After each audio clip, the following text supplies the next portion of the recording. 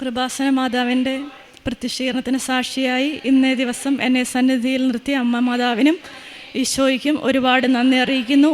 എൻ്റെ പേര് സാനി ജോർജ്. ഞാൻ എടത്തുവയിൽ നിന്ന് വരുന്നു.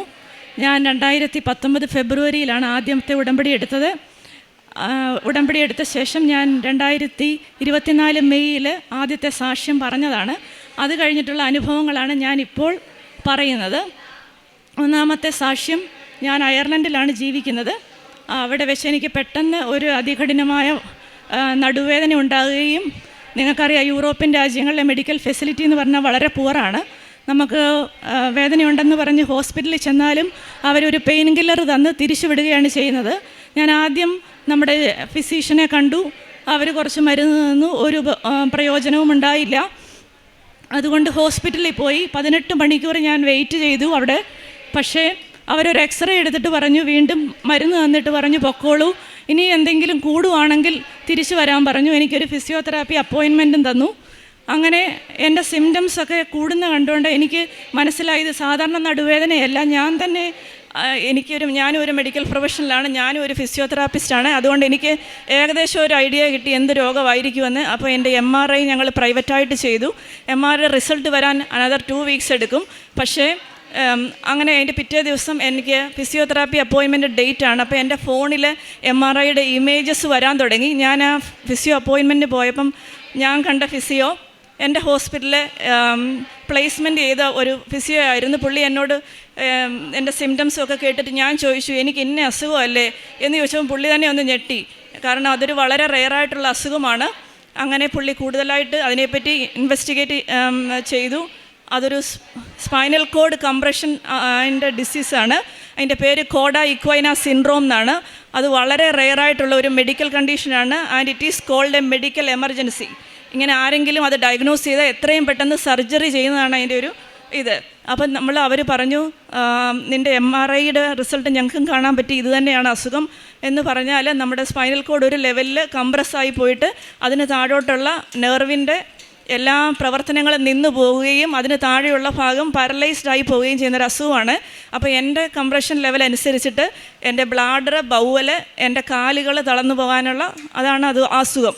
അപ്പോൾ എനിക്ക് കാലിന് ചെറിയ വീക്ക്നെസ് തുടങ്ങി. കാലിൽ തരിപ്പ്, പിൻസാ നീഡിൽസ് എല്ലാം ഉണ്ടായിരുന്നു.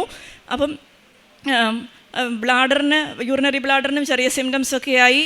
അങ്ങനെ അവർ പറഞ്ഞു ഇവിടെ സ്പൈനൽ സർജൻ വേണം സർജറി ചെയ്യാൻ. കാരണം സ്പൈനൽ സർജൻ എപ്പോഴും ഹോസ്പിറ്റലിൽ ഡബ്ലിനിലാകെ 3 സ്പൈനൽ സർജൻസേ ഉള്ളൂ. അവരന്വേഷിച്ചപ്പോൾ അവിടെ കാണത്തില്ലെന്നാണ് വിചാരിച്ചത്. പക്ഷേ ഓപ്പറേഷൻ തിയേറ്ററിൽ അന്വേഷിച്ചപ്പോൾ ദൈവഭാഗ്യം കൊണ്ട് മാതാവ് അവിടെ സ്പൈനൽ സർജൻ പ്രസൻ്റ് ആയിരുന്നു. പുള്ളി അന്ന് ജോലിക്ക് വരേണ്ട ആളല്ല. പുള്ളിയെയും അന്നത്തെ ദിവസം പുള്ളി ജോലിക്ക് ആരുടെയോ ഡ്യൂട്ടി സ്വാപ്പ് ചെയ്ത് അവിടെ എത്തിയതാണ്. പിറ്റേ ദിവസം മുതൽ പുള്ളി 2 ആഴ്ചത്തേക്ക് ലീവുമാണ്. അങ്ങനെ ഡോക്ടർ എന്നെ വന്ന് കണ്ട് പുള്ളി എന്നെ അന്ന് തന്നെ സർജറി ചെയ്തു. പക്ഷേ സർജറി ചെയ്ത് കഴിഞ്ഞിട്ട് എനിക്ക് ഓൾറെഡി കംപ്രസ്ഡായ നെർവ്സ് വന്ന സിംറ്റംസ് ഒന്നും തിരിച്ചു വരത്തില്ല. അതിൻ്റെ പ്രോഗ്നോസിസാണ്, അതിൻ്റെ ഡിസീസ് പ്രോഗ്രഷനാണ് കുറയ്ക്കാൻ വേണ്ടിയാണ് സർജറി. ഓൾറെഡി എനിക്ക് തോന്നിയ യൂറിനറി ബ്ലാഡർ സിംറ്റംസോ എൻ്റെ കാലിലെ മരവിപ്പോ പിൻസാ നീഡിൽസോ ലെഫ്റ്റ് കാലിൻ്റെ വീക്ക്നെസ്സോ ഒന്നും തിരിച്ചു വരാൻ സാധ്യതയില്ല. ചിലപ്പം വരാമായിരിക്കാം, ചിലപ്പം മോശമാകാമായിരിക്കാം. എന്തുകൊണ്ടാണ് സർജറിയുടെ സൈഡ് എഫക്റ്റായിട്ട് അവർ പറഞ്ഞത്? എനിവേ എനിക്ക് എല്ലാ സിംറ്റംസും കുറച്ചുകൂടെയൊക്കെ ഉണ്ട്. പക്ഷേ നമുക്ക് സർജറി ചെയ്തുകൊണ്ട് ഇനി പ്രോഗ്രസ് ഒരുപാട് വേഴ്സ് ആകത്തില്ലെന്നുള്ള ഒരു തോന്നൽ ഉണ്ടായിരുന്നു. ഞാൻ 6 മുതൽ 8 ആഴ്ച വരെ ബെഡിലായിരുന്നു. അത് കഴിഞ്ഞിട്ട് ഞാൻ എൻ്റെ എണീറ്റ് നടന്ന് തുടങ്ങിയപ്പം ബോഡിയൊക്കെ ഭയങ്കര സ്റ്റിഫ്നെസ്സും. ഞാനൊരു ഫിസിക്കൽ തെറാപ്പിസ്റ്റ് ആയതുകൊണ്ട് എൻ്റെ ജോലി ഹെവി ആയിട്ടുള്ള ജോലിയാണ്. ഞാൻ ന്യൂറോ റീഹാബിലിറ്റേഷനിലൊക്കെ വർക്ക് ചെയ്യുന്നതാണ്. അപ്പോൾ എനിക്ക് നല്ല സ്ട്രെങ്ത് ഇല്ല, എനിക്ക് ഒരിക്കലും ആ ജോലി ചെയ്യാൻ പറ്റത്തില്ല. അങ്ങനെ 6 മാസം എനിക്ക് ലീവ് തന്നു. അതിൻ്റെ ഇടയ്ക്ക് എനിക്ക് എണ്ണീറ്റൊക്കെ ഇരിക്കുമ്പോഴും 15 മിനിറ്റിനുള്ളിൽ ഇരിക്കാൻ പറ്റത്തില്ല. എൻ്റെ ബട്ടക്സൊക്കെ മരവിച്ച് വരികയും പെട്ടെന്ന് എണ്ണീറ്റ് നടക്കേണ്ടതായിട്ടുള്ള ഒരു അവസ്ഥ വരികയായിരുന്നു. പക്ഷേ എനിക്ക് നമ്മുടെ ഇങ്ങോട്ടുള്ള flight around total 13 to 14 hours ഉണ്ട്. അപ്പോൾ എനിക്ക് അത്രയും നേരം ഇരുന്ന് വരാൻ ബുദ്ധിമുട്ടായതുകൊണ്ട് ഇച്ചിരിയൊക്കെ ബെറ്റർ ആയപ്പോൾ ഞാൻ പയ്യെ നാട്ടിൽ വന്ന് അച്ഛൻ്റെ കൈവപ്പ് ശുശ്രൂഷ കൂടി അച്ഛൻ സൈത്ത് പുരട്ടി എൻ്റെ കയ്യിൽ പുരട്ടി തന്നത് നടുവിന് തേച്ച് പ്രാർത്ഥിച്ചു.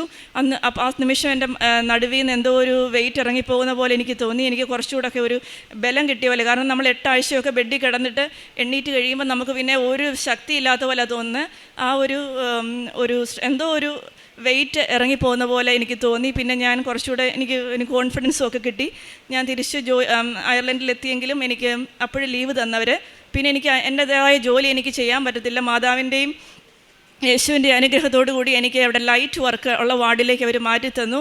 എന്നാലും എനിക്കൊരു പേഷ്യൻറ്റിനെ പിടിക്കാനോ ഒരു ചെറിയ വെയിറ്റ് എടുക്കാനോ ഒന്നും പറ്റത്തില്ല. നമ്മുടെ ഒരു ഫിസിക്കൽ തെറാപ്പിസ്റ്റ് ആകുമ്പോൾ നിങ്ങൾക്കറിയാം എന്തും വേണ്ടി ആരോഗ്യം വേണമെന്ന്. ഒരാളെ എണ്ണീപ്പിക്കാനും അതിന് ഹെൽപ്പ് ചെയ്യാനും അല്ലെ ഒരു വെയിറ്റ് എടുത്ത് കൊടുത്ത് എപ്പോഴും കുനിയണം നിവരണം, എനിക്കിതൊന്നും പറ്റത്തില്ലായിരുന്നു.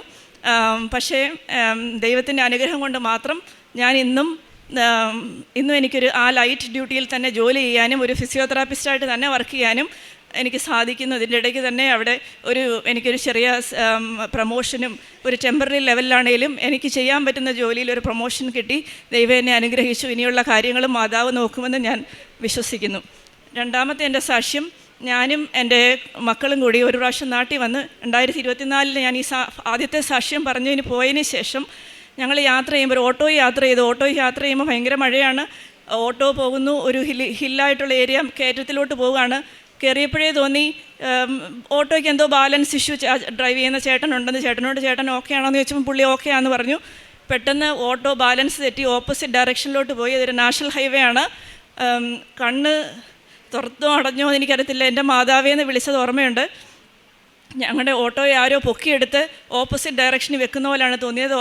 ഞങ്ങളുടെ എതിർ ദിശയിൽ നിന്ന് 2 വലിയ ലോറികൾ പാഞ്ഞു വരികയായിരുന്നു. ഞങ്ങളെ ഓട്ടോയുടെ സ്പീഡും ആ കയറ്റത്തിൻ്റെ റോഡിൻ്റെ രീതിയും അനുസരിച്ച് ഞങ്ങൾ 4 പേരും, ഞങ്ങൾ 3, ഞാനും 2 മക്കളും ഓട്ടോ ഓടിച്ച ആളും അവിടെ തന്നെ മരിക്കേണ്ടതായിരുന്നു. ആരോ ഓട്ടോ പൊക്കി വെക്കുന്ന പോലെ ഉള്ള ഒരു അനുഭവമാണ് ഞങ്ങൾക്കുണ്ടായത്. ഞങ്ങൾക്ക് ഒരു പോറൽ പോലും ഏക്കാതെ ഞങ്ങൾ രക്ഷപ്പെട്ടു. എൻ്റെ കയ്യിൽ, എൻ്റെ ബാഗിൽ എപ്പോഴും മാതാവിൻ്റെ തൈലവും കാശുരൂപവും ഉപ്പും എപ്പോഴും ഞാനത് കൊണ്ട് നടക്കും. ഈവൻ ഞാൻ ഡ്യൂട്ടിക്ക് പോയാലും എപ്പോഴും കാശുരൂപം എൻ്റെ കയ്യിലുണ്ട്. രാവിലെ എന്നും എടുത്ത് തൈലം തൂത്തിട്ടാണ് വീടിന് പുറത്തിറങ്ങാറുള്ളത്. അതാണ് എൻ്റെ രണ്ടാമത്തെ അനുഗ്രഹം. മൂന്നാമതായിട്ട് ഞങ്ങളുടെ വണ്ടി മോഷണം പോയി അയർലൻഡിൽ വെച്ച്. വണ്ടി മോഷണം പോയാൽ സാധാരണ കാർ ഇൻഷുറൻസ് ഉണ്ട്. പക്ഷേ ഞങ്ങളുടെ വണ്ടി മോഷണം പോയപ്പം വണ്ടിയുടെ കീയും കൂടെ പോയി. വണ്ടിയുടെ കീ പോയ ഇൻഷുറൻസ് കമ്പനി അത് നമ്മളെ ഹെൽപ്പ് ചെയ്യത്തില്ല. അവർ പറയും നമ്മുടെ ഫോൾട്ടാണ്, നമ്മൾ കീ സൂക്ഷിച്ചില്ല എന്ന് പറയും. വണ്ടിയിൽ ഒരുപാട് സാധനങ്ങളുണ്ടായിരുന്നു, വളരെ വിലപ്പെട്ട സാധനങ്ങൾ. 2 മൊബൈല്, ലാപ്ടോപ്പ്, പാസ്പോർട്ട്, അങ്ങനെ ഒരുപാട് സാധനങ്ങളുണ്ടായി. ഈ വണ്ടി മോഷണം പോയി. നല്ല വിലയുള്ള വണ്ടിയാണ്, 10-60 ലക്ഷം രൂപ വിലയുള്ള വണ്ടിയാണ്. പോയി എന്ന് മനസ്സിലാക്കി. അപ്പം എൻ്റെ ഫോണും വണ്ടിയിലുള്ള ഫോണും തമ്മിൽ ലിങ്ക്ഡാണ്. അങ്ങനെ ഞങ്ങൾ പെട്ടെന്ന് നോക്കിയപ്പം ഈ ഫോണിൻ്റെ ഡയറക്ഷൻ, ഫോൺ എവിടെയാണെന്ന് ഞങ്ങൾക്ക് മനസ്സിലാക്കാൻ പറ്റി. പോലീസിനെ അറിയിച്ചിട്ട് അവർ പറഞ്ഞു വണ്ടി മോഷ്ടിക്കുന്നവർ ക്രിമിനൽസാണ്, അവർ എന്തെങ്കിലും ക്രൈമിന് വേണ്ടിയാണ് ഉപയോഗിക്കുന്നത്, ആ ഒരു സീനിലോട്ട് നമ്മൾ പോകത്തില്ല, അത് ഞങ്ങൾക്കും ഞങ്ങളുടെ ലൈഫിനും ത്രെട്ടാണ്, ഞങ്ങളത് ചെയ്യത്തില്ല എന്ന് പറഞ്ഞു. ഞങ്ങൾ നിർബന്ധിച്ചു. ഞങ്ങൾ പറഞ്ഞു ഈ മൊബൈൽ ഒരേ ലൊക്കേഷനാണ് കാണിക്കുന്നത് 10-20 മിനിറ്റായിട്ട്. അപ്പോൾ അതിൻ്റെ അർത്ഥം അത് അവിടെ ഉപേക്ഷിക്കപ്പെട്ടെന്നോ. അപ്പോൾ വണ്ടി ഒന്നീ മൊബൈലിൽ കാണും, അല്ലെ മൊബൈൽ അവർ വലിച്ചെറിഞ്ഞു എന്ന് ഞങ്ങൾക്ക് മനസ്സിലായി. നമ്മൾ പോലീസുമായിട്ട് അവിടെ ചെന്നു. നമുക്കങ്ങനെ മൊബൈൽ റിക്കവർ ചെയ്തു, വണ്ടി കിട്ടിയില്ല. അങ്ങനെ മൊബൈൽ കിട്ടിയ അനുസരിച്ച് ഞങ്ങൾക്ക് ഒരുപാട് ഇമെയിൽസും ഒരുപാട് ബിസിനസ് കാര്യങ്ങൾ ഉള്ള ഒരു മൊബൈലായിരുന്നത്. അതെല്ലാം ഫ്രീസ് ചെയ്യാനും മൊബൈലിൽ കൂടി വണ്ടിയുടെ ലൊക്കേഷൻ മനസ്സിലാക്കാനും സാധിച്ചു. പക്ഷേ അവിടുത്തെ പോലീസ് പിന്നെയും പറയാണ് ക്രൈം ആക്ടിവിറ്റിക്ക് ഉപയോഗിക്കാനാണ് അവർ മോഷ്ടിക്കുന്നത്, ഞങ്ങൾക്ക് ലൊക്കേഷൻ പറഞ്ഞു തന്നാലും ഞങ്ങൾ പോകത്തില്ല എന്ന് പറഞ്ഞു. 2 ദിവസം പറഞ്ഞു, രക്ഷയില്ല, പോയി. ഞങ്ങൾ വിട്ടു. പിന്നെ കാണിക്കുന്ന ലൊക്കേഷൻ സ്വീഡനിലാണ്. അപ്പോൾ പിന്നെ നോക്കിയിട്ട് കാര്യമില്ല, അയർലൻഡും കഴിഞ്ഞ് സ്വീഡനിലെത്തിയ വണ്ടി കിട്ടത്തില്ല എന്ന് ഞങ്ങൾ വിചാരിച്ചു. പിറ്റേ ദിവസം ചൊവ്വാഴ്ചയാണ്. അന്ന് മാതാവിൻ്റെ ധ്യാനം ഡ്യൂട്ടി കഴിഞ്ഞ് വന്ന് ഞാനിങ്ങനെ ഉടമ്പടി ധ്യാനം കൂടുന്ന സമയത്ത് ഞങ്ങളുടെ വീട്ടിൽ 2ാമത്തെ കീ ഉണ്ട്, അതിൽ ഞാൻ തൈലം പൂശി പ്രാർത്ഥിച്ചുകൊണ്ടേയിരുന്നു. അന്ന് രാത്രി 2:30 ആയപ്പം ഞങ്ങൾക്കൊരു കോൾ വന്നു, നിങ്ങളുടെ വണ്ടി ഇന്ന സ്ഥലത്ത് കിട്ടി, പക്ഷേ വണ്ടിയിൽ കീ ഇല്ല, അതുകൊണ്ട് നിങ്ങളുടെ കയ്യിരിക്കുന്ന 2nd കീ ഞങ്ങൾക്ക് തരണമെന്ന് പറഞ്ഞു. പക്ഷേ ഞങ്ങൾക്ക് ഇത് വിളിച്ചത് പോലീസുകാരനാണോ കള്ളനാണോ 2nd കീ കിട്ടാനാണോ നമുക്കൊന്നും അറിയത്തില്ല. രാത്രിയിൽ നമ്മൾ എണ്ണീറ്റ് ഈ കേസ് രജിസ്റ്ററായ പോലീസ് സ്റ്റേഷനിൽ വിളിച്ചപ്പോൾ അവർ പറഞ്ഞു ഞങ്ങൾക്ക് വണ്ടി കിട്ടിയതായിട്ട് അറിവൊന്നുമില്ല. എന്നിട്ട് പിന്നെ വിളിച്ച ഒരു പോലീസുകാരൻ്റെ പേരൊക്കെ ചോദിച്ചിരുന്നത് കൊണ്ട് നമ്മൾ മറ്റേ അയാളുമായിട്ട് ബന്ധമുള്ള സ്റ്റേഷനിൽ വിളിച്ചപ്പം പറഞ്ഞു അങ്ങനെ ഒരു പോലീസുകാരൻ ഇവിടെ ഉണ്ട്, അവൻ ഡ്യൂട്ടിയിലും ഉണ്ട്, അപ്പോൾ സത്യമായിരിക്കും, അങ്ങനെ അയാൾ വരികയാണെങ്കിൽ കീ കൊടുത്തേക്കാൻ പറഞ്ഞു. രാത്രി 3 മണിയായപ്പോൾ വീട്ടിലെത്തി. പോലീസിൻ്റെ വേഷം ധരിച്ച ഒരാൾ. അപ്പം കണ്ട ഒരു വളരെ ചെറുപ്പക്കാരൻ, 21 വയസ്സ്. നമ്മൾ വിചാരിക്കും ഇത്രയും പെട്ടെന്ന് ഇയാൾ പോലീസുകാരനായോ അതോ അല്ല കള്ളനാണെന്നുള്ള മനസ്സിലുണ്ട്. എന്നാലും അവർ ഇൻഫോം ചെയ്തുകൊണ്ട് ഞങ്ങൾ ആ കീയും കൊടുത്ത് പിറ്റേ ദിവസം മനസ്സിലായത് പോലീസുകാരൻ തന്നെയായിരുന്നു. ഞങ്ങളുടെ വണ്ടി കിട്ടി.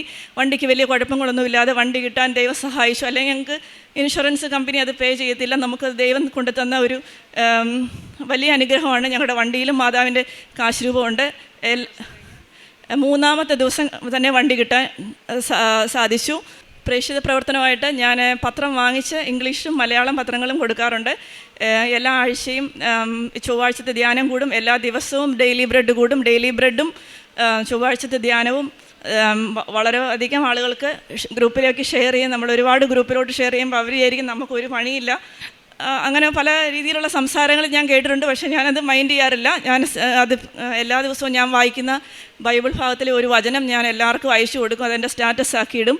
പിന്നെ കാരുണ്യ പ്രവർത്തികളായിട്ട് നമ്മുടെ അടുത്തും ദൂരെയായിട്ട് അനാഥാലയങ്ങൾ, അങ്ങനെ കുട്ടികളുടെ വയ്യാത്ത കുട്ടികളുടെ അവിടെയെല്ലാം മാസം തോറും കൊടുക്കുകയും പൈസ കൊടുക്കുകയും ഫുഡിനുള്ള പൈസയും തുണി വാങ്ങിച്ചു കൊടുക്കുകയും പഠിക്കാൻ പുറകോട്ട് നിൽക്കുന്ന പഠിക്കാൻ ബുദ്ധിമുട്ടുന്ന പിള്ളേർക്ക് പഠനത്തിനുള്ള എല്ലാ സൗകര്യങ്ങളും ഒരുക്കി കൊടുക്കുകയും ജോലി ചെയ്യുമ്പോൾ ഓരോ പേഷ്യൻറ്റിനും ദൈവത്തിൻ്റെ അരൂപിയിൽ അവരെ നിറയ്ക്കണമെന്നും അവർക്ക് സൗഖ്യം കൊടുക്കണമെന്നും അവർക്ക് മനസ്സിന് സന്തോഷം കൊടുക്കണമെന്നും വിചാരിച്ച് പ്രാർത്ഥിച്ചുകൊണ്ടാണ് ഞാൻ ഓരോ പേഷ്യൻ്റെയും കാണുന്നത്. ഇതൊക്കെയാണ് എനിക്ക് കിട്ടിയ ദൈവാനുഭവങ്ങൾ. എനിക്ക് കിട്ടിയ എല്ലാ അനുഗ്രഹങ്ങൾക്കും കുടുംബ പ്രാർത്ഥന, ജപമാല ഇതെല്ലാം ചെയ്യാറുണ്ട്. ഞായറാഴ്ചകളിൽ മാത്രമേ പള്ളിയിൽ പോകാൻ പറ്റുന്നുള്ളൂ. കാരണം അയർലൻഡിൽ എനിക്ക് ജോലിയും അല്ലാത്ത ദിവസങ്ങളിൽ പള്ളിയിൽ പോകാൻ പാടാണ്. പക്ഷേ ബാക്കിയുള്ള എല്ലാ കാര്യങ്ങളും അതിൻ്റെ രീതിയിൽ ചെയ്യാറുണ്ട്. എല്ലാം അനുഗ്രഹങ്ങൾ തന്ന മാതാവിന് ഒരുപാട് നന്ദി പറയുന്നു. നന്ദി യേശു, നന്ദി മാതാവേ. അങ്ങ് നൽകിയ അനുഗ്രഹങ്ങളെ പ്രതി ഞാൻ എന്നേക്കും അവിടുത്തോട് നന്ദി പറയും. അങ്ങയുടെ ഭക്തരുടെ മുൻപിൽ ഞാൻ അങ്ങയുടെ നാമം പ്രകീർത്തിക്കും. എന്തെന്നാൽ അത് ശ്രേഷ്ഠമാണ്. സങ്കീർത്തനം 52:9 ഉടമ്പടി എന്നത് ദൈവത്തോടുള്ള ഒരു നിശ്ചയദാർഢ്യമായ ഒരു ബന്ധമാണ്. വിശ്വാസവും നന്ദിയും നിറഞ്ഞ ഒരു ബന്ധം. ദൈവം ചെയ്തതിനെ ഓർത്ത് എന്നും സ്തുതിക്കുവാനും വിശ്വാസത്തോടെ പ്രതീക്ഷയോടെ കാത്തിരിക്കുകയും ചെയ്യുന്ന ഒരു ബന്ധമാണ് ഉടമ്പടി. ഉടമ്പടിയിൽ നമ്മളുടെ അനുഭവങ്ങൾ മറ്റുള്ളവരുടെ മുമ്പിൽ സാക്ഷ്യത്തിലൂടെയാണ് നാം പങ്കുവെക്കുന്നത്. ദൈവം നൽകിയ അനുഗ്രഹങ്ങൾക്ക് ദൈവത്തെ മഹത്വപ്പെടുത്താനുള്ള ഒരു വലിയ അവസരമാണ് ഉടമ്പടി സാക്ഷ്യങ്ങൾ. അങ്ങനെയുള്ള ഒരു വലിയ സാക്ഷ്യമാണ് സാനി ജോർജ് എന്ന സഹോദരി നമ്മളോട് സാക്ഷ്യപ്പെടുത്തിയത്. ഈ മകളുടെ ജീവിതത്തിൽ പരിശുദ്ധ അമ്മയെ കണ്ടറിഞ്ഞ നാൾ മുതൽ അമ്മയോടൊപ്പമുള്ള ഒരു ജീവിതമാണ് ഇത്. രണ്ടാമത്തെ സാക്ഷ്യമാണ്. അയർലൻഡിൽ തെറപ്പിസ്റ്റായിട്ട് ജോലി ചെയ്യുന്ന ഈ മകളുടെ ജീവിതത്തിൽ അസഹനീയമായ നടുവേദന കാരണം വളരെ ബുദ്ധിമുട്ടിയിരുന്നു. നമുക്കറിയാം, വിദേശ രാജ്യങ്ങളിൽ ഹോസ്പിറ്റലിൽ അപ്പോയിൻമെൻറ്റ് കിട്ടാനായിട്ട് വളരെ ബുദ്ധിമുട്ടാണ്. അങ്ങനെയുള്ള ആ സമയങ്ങളിൽ നടുവേദന കാരണം വളരെ പ്രയാസപ്പെട്ട ദിവസങ്ങളിലൂടെ കടന്നു പോയപ്പോഴാണ് പിന്നീട് പരിശുദ്ധ അമ്മയുടെ അടുക്കൽ വന്ന് കൃപാസനത്തിൽ ഉടമ്പടി എടുക്കുകയും ഉടമ്പടിയിലൂടെയാണ് ഈ മകൾ ജീവിച്ചു പോകുന്നത്. അങ്ങനെ ഇരിക്കുകയാണ് മനസ്സിലായത് ഈ രോഗത്തെപ്പറ്റി എന്താണ് അതിൻ്റെ അവസ്ഥ എന്നത് മനസ്സിലാക്കാൻ സാധിച്ചത്. കോഡ എൻക്വൈന സിൻഡ്രം എന്ന ഈ അസുഖത്തിന് വളരെ ഏറെ സൈഡ് എഫക്ട്സാണ് ഡോക്ടേഴ്സ് പറഞ്ഞത്. സ്പൈനൽ സർജനെ കാണുകയും സർജറി ഫിക്സ് ചെയ്തതിന് ശേഷവും അതിൻ്റെ സൈഡ് ഇഫക്റ്റ് ഒക്കെ കുറേ വളരെ സമയമെടുക്കേണ്ട കാര്യങ്ങളാണ് ഡോക്ടേഴ്സ് പറഞ്ഞത്. പക്ഷേങ്കിൽ അതൊന്നും കൂടാതെ ഇന്ന് പരിശുദ്ധ അമ്മയുടെ സന്നിധിയിൽ അമ്മയുടെ പ്രത്യക്ഷീകരണത്തിൻ്റെ സാക്ഷിയായിട്ടാണ് ഇന്ന് ഈ മകൾ വന്നിരിക്കുന്നത്. അമ്മയ്ക്ക് നന്ദി പറയുവാനായിട്ട് മാത്രമാണ്. കാരണം എല്ലാ കാര്യവും ഈശോയും അമ്മയും ഇടപെടുകയാണ്.